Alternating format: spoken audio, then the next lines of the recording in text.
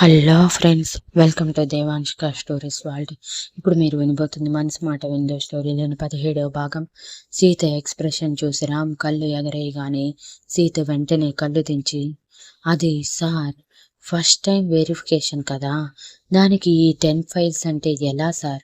కనీసం ఎక్స్పీరియన్స్ లేదు, ఎక్స్ప్లెనేషన్ లేదు, ఏదీ లేకుండా చేయమంటే మొత్తం గడబిడ అయ్యి రివర్స్ అవుతుందని భయంగా ఉంది సార్.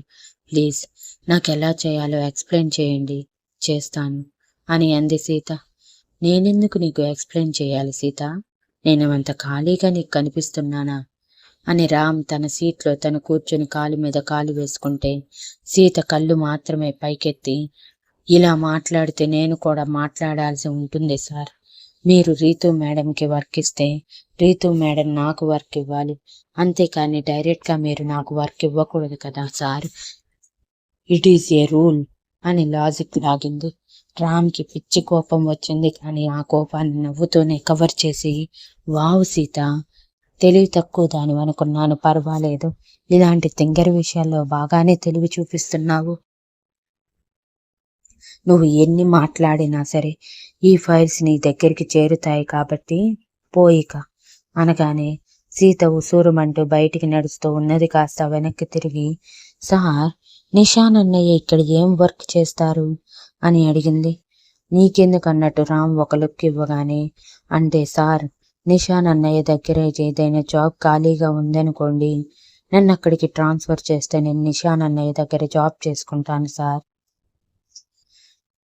ఇప్పుడు మీరు చెప్పిన జీతం కంటే తక్కువ ఇచ్చినా పర్వాలేదు అని అంది సీత, ఎలా అయినా రామ్ నుంచి తప్పించుకోవటానికి. వాడి కింద కావలసినంత మంది ఎంప్లాయీస్ ఉన్నారు, కానీ నాకే తిప్పి తిప్పి కొడితే ఒక అసిస్టెంట్ ఉంది. ఆ అసిస్టెంట్కి ఇంకో అసిస్టెంట్ని పెడితే ఆ అసిస్టెంట్ అతివాగుడు తప్ప పని చేసేది కాదని నిరూపించుకుంటూ ఉంది. ఇంటి దగ్గర మాత్రం నాకు జాబ్ ఇవ్వండి అని నా కాళ్ళ మీద నేను నిలబడతాను అంటూ బాగానే మాటలు మాట్లాడింది. ఇక్కడికి వచ్చేసరికి చేతల్లో మాత్రం ఏదీ ఉండటం లేదు అని వెక్కిరింతగా చెప్పి, నాకు ఎవరిని ఎక్కడ ఎలా ఉంచాలో బాగా తెలుసు, కాబట్టి నీ డెసిషన్స్ అండ్ సజెషన్స్ నీ దగ్గరే భద్రంగా దాచుకొని మడిచిపెట్టి తీసుకువెళ్ళి నువ్వు తీసుకొచ్చుకున్న బట్టల్లో పెట్టుకో అని వెటకారంగా చెప్పి, నౌ గెట్ లాస్ట్ అని గంభీరంగా అన్నాడు. దెబ్బకి సీత బయటికి పరిగెడితే తన క్యాబిన్లోకి చేరి టేబుల్ మీద ఉన్న వాటర్ని దించకుండా తాగేసి, ఎందుకంత కోపం? నేనేదో తప్పు మాట్లాడినట్టు? సార్కి మరీ కోపం ఎక్కువలా ఉంది. ఇలా అయితే ఇక నేను అయిపోయినట్టే. అనవసరంగా అగ్రిమెంట్ చదవకుండా సైన్ చేశాను అని తల పట్టుకుని తన చైర్లో కూర్చోవటం ఆలస్యం. రీతు ఆ 10 ఫైల్స్ తీసుకువచ్చి సీత టేబుల్ మీద పెట్టేసి, ఇవి వెరిఫై చేసి రిపోర్ట్ సబ్మిట్ చేసీత, నాకు కాదు అభి సార్కి. ఎంత లేట్ అయినా పర్వాలేదు, ఈ వర్క్ మాత్రం కంప్లీట్ చేసే వెళ్ళమని చెప్పారు సార్. ఇంత పెద్ద పనిష్మెంట్ నీకెందుకు ఇచ్చారు సీత అని అనుమానంగా అడిగింది రీతు. సీత పెదవి విరిచి, నాకు తెలియదు రీతు, కానీ ఈ వర్క్ ఎలా చేయాలో నాకు తెలియదు, కొంచెం ఎక్స్ప్లెయిన్ చేయవా అని అడిగితే సరే అని రీతు ఒక ½ అవర్ ఎక్స్ప్లెయిన్ చేశాక, ఓకే థ్యాంక్ యూ రీతు, నేను కంప్లీట్ చేస్తాను అని చెప్పి రీతుని పంపించేశాక వర్క్ మీద కాన్సన్ట్రేషన్ చేసిన సీత తల కూడా తిప్పకుండా తన పని మీద తను చేసుకుంటూ ఉంది. లంచ్ అవర్లో నిషాన్ వచ్చి కదిలించిన, ఆకలి లేదన్నయ్యా, ప్లీజ్ డిస్టర్బ్ చేయకు అని చెప్పి తన వర్క్ చేసుకుంటూ ఉంటే మరో 10 నిమిషాల తర్వాత తన క్యాబిన్లోకి ఎంటర్ అయిన రామ్, మొగుడికి భోజనం వడ్డించటం కూడా తెలియదా? ఎలానో ఫుడ్ తీసుకురాలేదు, కనీసం తీసుకువచ్చిందైనా ప్లేట్లో సర్వ్ చేసి చేతికైనా ఇవ్వాలని కూడా తెలియదా అని అరిచాడు. సీత కోపంగా తలపైకెత్తి, ఇది లంచ్ అవర్ కాబట్టి, డ్యూటీ అవర్స్ కాదు కాబట్టి చెప్తున్నాను సార్. ఇంటి నుంచి వచ్చిన ఫుడ్ మీది, ఇంతకుముందు మీరే చెప్పారు ఇక్కడ నేను మీ భార్యని కాదు ఒక ఎంప్లాయ్ అని. సో ఇక్కడ నేను పర్సనల్గా మీకు ఏది చేయాల్సిన అవసరం లేదు. అండ్ మోర్ ఓవర్ మీకేదైనా చెయ్యాలి అంటే మీ పిఏనే చెయ్యాలి. సో మీరు మీ పిఏతో చేయించుకోండి. అని కోపంగా చెప్పి వర్క్లో పడిపోగానే రామ్ నవ్వుకుంటూ వెళ్ళిపోయాడు. మరో అరగంట తర్వాత తన టేబుల్ దగ్గరికి జ్యూస్ వచ్చింది. కానీ సీత రిజెక్ట్ చేసి పంపించేస్తే రామ్ ఇక పట్టించుకోకుండా తన పనిలో పడిపోయాడు. సాయంత్రం వరకు తల కూడా తిప్పకుండా ఫైల్స్ వెరిఫై చేస్తున్న సీతకి ఇంకా 3 ఫైల్స్ పెండింగ్ కనిపించడంతో తల మీద చేయి పెట్టుకుని, ఇవి కంప్లీట్ చేయటానికి మినిమం ఇంకొక 3 అవర్స్ అయినా పడుతుంది. తప్పదు సీత, చేయాల్సిందే అని అనుకుని ఆల్మోస్ట్ 9:15 వరకు ఆఫీస్లోనే ఉంది. తను ఇచ్చిన ఫైల్స్ అన్ని వెరిఫై చేసి రిపోర్ట్ కూడా రామ్ మెయిల్కి సెండ్ చేసి, అమ్మయ్య వర్క్ అయిపోయింది అంటూ చేతులు విరుస్తూ పైకి లేచిన సీత తన భుజం తనే తట్టుకుంటూ, వావ్ సీత, మొదటి రోజు వర్క్ సక్సెస్ఫుల్గా కంప్లీట్ చేశావు. ఇలానే చేస్తూ పో, నిన్ను ఎదిరించే వాళ్ళే ఉండరు అని తనని తాను అప్రిషియేట్ చేసుకుంటున్న సమయంలో తన క్యాబిన్ డోర్ ఓపెన్ అయ్యి రామ్ సీరియస్గా లోపలికి వచ్చాడు. రామ్ని చూసి సీత ఆశ్చర్యంగా సార్ అంటూ కళ్ళు పెద్దవి చేసి, మీరింకా వెళ్ళలేదా సార్ అని అడిగితే టైం చూసిన తనకి ఆల్మోస్ట్ 9:30కి దగ్గరగా ఉండటంతో రామ్ వైపు తిరిగి చూస్తే రామ్ బుసలు కొడుతూ, ఇక్కడ నేను సీఈఓనా లేదంటే ఈ కంపెనీ నీదా? నాకేం అర్థం కావట్లేదు. నా కోసం గంటలు కాదు కదా, రోజులు సంవత్సరాలు వెయిట్ చేసిన వాళ్ళు ఎంతో మంది ఉన్నారు. కానీ నువ్వు నన్నే వెయిట్ చేస్తున్నావు. హౌ డేర్ యూ అంటూ పులిలా గాండ్రించినట్టు అరవటంతో సీత బెదిరిపోయి 2 అడుగులు వెనక్కి వేసి, ఇప్పుడు నేనేం చేశాను సార్?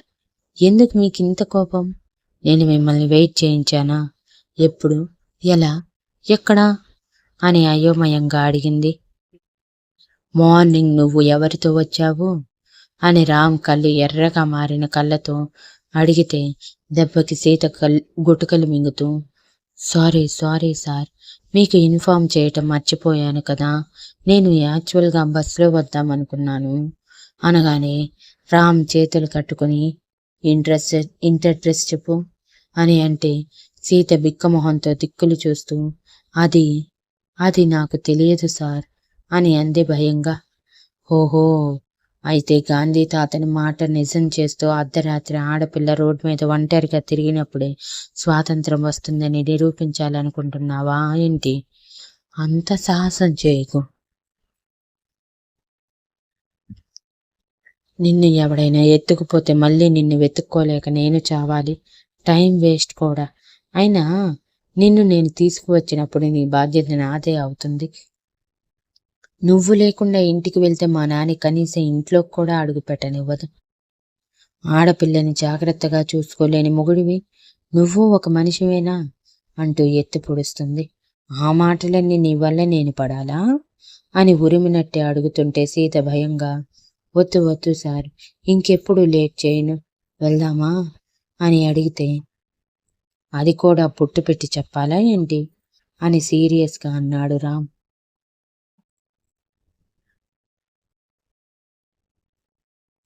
సీత గబగబా తను క్రియేట్ చేసిన రిపోర్ట్స్ సేవ్ చేసుకుని ఫైల్స్ అన్ని సెట్ చేసి వచ్చేటప్పుడు ఏమీ తీసుకురాకపోవటంతో వెళ్ళేటప్పుడు కూడా ఖాళీ చేతులతో వెళ్దామా సార్ అని అడిగింది. అంటూ రామ్ ముందుకు నడిస్తే వెనకే నడుస్తున్న సీత మనసులో, నా కోసం ఎందుకు వెయిట్ చేయటం? ఇంటి దగ్గర ఏదో ఒక అబద్ధం చెప్పేయచ్చు కదా, ఏదో నన్ను ఉద్ధరిస్తున్నట్టు ఇన్ని మాటలు ఎలా అంటున్నారు అని ఉక్రోషంగా అనుకుంటూ మొదటిసారి ఒక మనిషిని తిట్టుకోవటం మొదలుపెట్టింది సీత.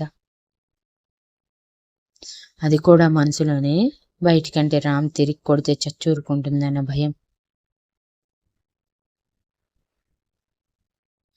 కార్ స్టార్ట్ అవ్వగానే రామ్ డ్రైవర్తో ఒక హోటల్ నేమ్ చెప్పి అక్కడ కారు ఆపు అని చెప్తే, ఎందుకు సార్ అని అడిగింది సీత అయోమయంగా. ఆ హోటల్లో ఒక రూమ్ తీసుకొని నైట్ అక్కడే స్టే చేద్దామని అని రొమాంటిక్గా సీత కళ్ళల్లోకి చూస్తూ అన్నాడు రామ్.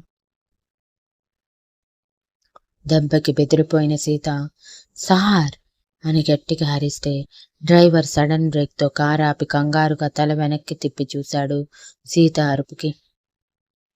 డ్రైవర్, నిన్ను కారు ఆపమని నేను చెప్పానా అని రామ్ గంభీరంగా అనటంతో డ్రైవర్ తిరిగి కార్ స్టార్ట్ చేస్తే సీత ఏడుపు మొహంతో, ఏ హోటల్కి వద్దు సార్, ఇంటికి వెళ్ళిపోదాం. టైం ఎక్కువ కూడా కాలేదు, జస్ట్ 9:30 కాబట్టి ఇంటికి వెళ్ళొచ్చు అని అంది ఏమీ తెలియని దానిలా. సీత మాటలకి రామ్ అసహనంగా తల విదిలించి, నిన్ను మార్చలేను సీత అని విసుగ్గా చెప్పి హోటల్ రావటంతో, తమరు కిందకి దిగితే ఈ భూమి పునీతమవుతుంది, మా కడుపు తన ఆకలి తీర్చుకుంటుంది అని వెటకారంగా చెప్పి తను కారు దిగాడు. ఆ వెటకారం ఈజీగా అర్థం చేసుకున్న సీత 36 వంకలు తిప్పలేక 3 వంకర్లు మాత్రమే తిప్పి కిందకి దిగగానే, బొట్టు పెట్టి చెప్పాలా లోపలికి కూడా రమ్మని, లేదంటే ఎత్తుకుని తీసుకువెళ్ళాలా అని అన్నాడు రామ్. అంటే అది సార్, నాకు సీఈఓతో డిన్నర్ చేసేంత రేంజ్ లేదేమో, ఒక్కసారి ఆలోచించండి అని తనకి పని ఇచ్చినందుకు కోపాన్ని పల్లకి బిగించి అనగానే రామ్ కంటి చివరి నుంచి ఓరగా సీత వైపు చూసి, కనిపించవు కానీ చాలా ఉంది నీలో. ఆఫ్టర్ ఆఫీస్ టైమింగ్స్ నువ్వు మా ఇంటి కోడలు, నీకు తెలుసు అనుకుంటా అది. సో ఈ రూల్ చాలనుకుంటా నువ్వు నాతో కలిసి డిన్నర్ చేయటానికి రావటానికి, లేదంటే అది కూడా ప్రూవ్ చేయాలా ఏంటి అని పూర్తిగా తన వైపు తిరగగానే, ఎలా ప్రూవ్ చేస్తారు అని అడిగింది సీత ఏమాత్రం తగ్గకుండా చేతులు కట్టుకుని పంతంగా లోపలికి వెళ్ళకూడదా అన్న ఇంటెన్షన్తో. అబ్బో ఏంటో, ఈరోజు ఉదయం నుంచి నీ నోరు నా ముందు తెగలేస్తుంది, మేబీ నా ముందు మాత్రమే లేస్తుంది అనుకుంటా, నిజమేనా అని కళ్ళు ఎగరేస్తూ అడిగాడు రామ్. ఈసారి ఆ మాటకి సీత తడబడి, అదేం లేదు, నా విషయంలో తప్పు చేసిన ప్రతి ఒక్కరి మీద నా నోరు లేస్తుంది అని అంది దిక్కులు చూస్తూ. అవునవును, ఎంత బాగా లేస్తుందో నేను చూశాను కదా అని వెటకారానికి కోపాన్ని యాడ్ చేసి చెప్పి, నీ మెడలో ఉన్న తాళిని అడుగు, నువ్వు నాకేంటో చెప్తుంది. నువ్వు నిన్న నైట్ నిద్రపోయిన సోఫాని అడుగు, ప్రూఫ్ ఏంటో చెప్తుంది. ఇందుకు మించి చెప్పాలి అంటే మన పెళ్లి జరిగినప్పుడు ఫోటోలు నా దగ్గర చాలా ఉన్నాయి, అవన్నీ చూపిస్తాను అని అసహనంగా చెప్పి, సీత, ఇప్పుడు నీతో గొడవ పడేంత ఓపిక కూడా నాలో లేదు, నిజంగా నాకు ఆకలి వేస్తుంది, లేదంటే ఇంటికి వెళ్ళేవాడిని కదా అని అనగానే సీత రామ్ వైపు చూసింది. రామ్ మొహం నిజంగానే నీరసించిపోవటం చూసి, మధ్యాహ్నం మీరు భోజనం చేయలేదా సార్ అని అనుమానంగా అడిగింది సీత. నా భార్య కాని భార్య తినలేదన్న బెంగతో నాకు తినబుద్ధి కాలేదు అని చెప్తానని ఎక్స్పెక్ట్ చేయకు, అప్పటికప్పుడే తినేశాను.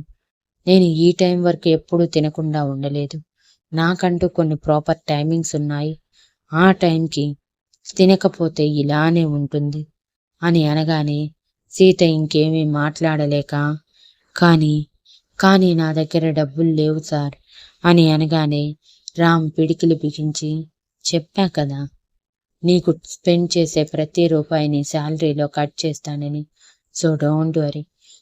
నోరు మూసుకుని ఇప్పటికైనా వస్తావా లేదంటే లాక్కొని వెళ్ళిపోమంటావా అని అడిగితే సీత హుషారుగా, వస్తాను, అసలే ఫస్ట్ టైం ఇలాంటి హోటల్ చూడటం నేను, లోపల ఎలా ఉంటుందో కూడా చూసుకోవాలి కదా అని అనుకుంటూ రామ్ వెనక వెళ్ళింది.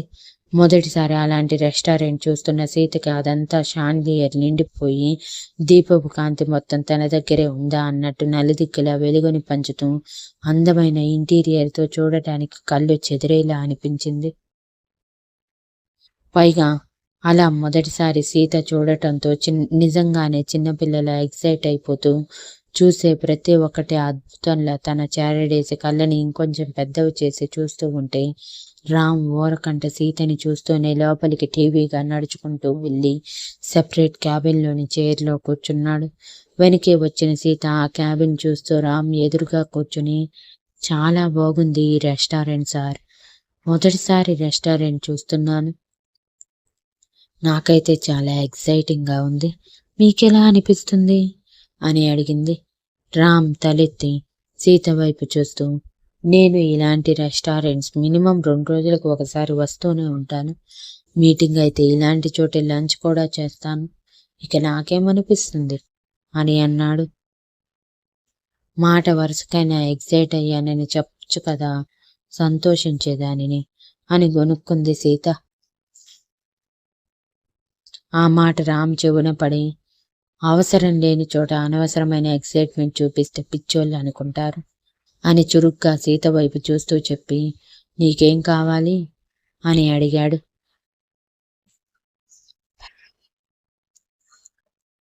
సీత అదే ఎగ్జైట్మెంట్తో, నాకు పప్పు రైస్ కావాలి అని అడిగింది.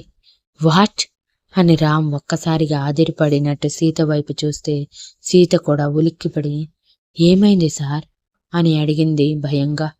పప్పు రైస్ కోసం ఇంత దూరం వచ్చావా నువ్వు అని రామ్ సీరియస్గా చేతులు కట్టుకొని అడిగితే, అది సార్, నాకు అంతకు మించి ఏం అవసరం లేదు, పైగా నైట్ టైం హెవీ ఫుడ్ తినకూడదు అని సీత తప్పించుకోవాలని చూస్తే రామ్ తన వైపు మెనూ కార్డ్ విసిరి, నోరు మూసుకొని ఇందులో నీకు నచ్చినవి ఆర్డర్ చేయి, చెప్పా కదా నీ డబ్బులతోనే తింటున్నావని, అయినా సరే ఎందుకు ఈ గోల అని విసుగ్గా అన్నాడు.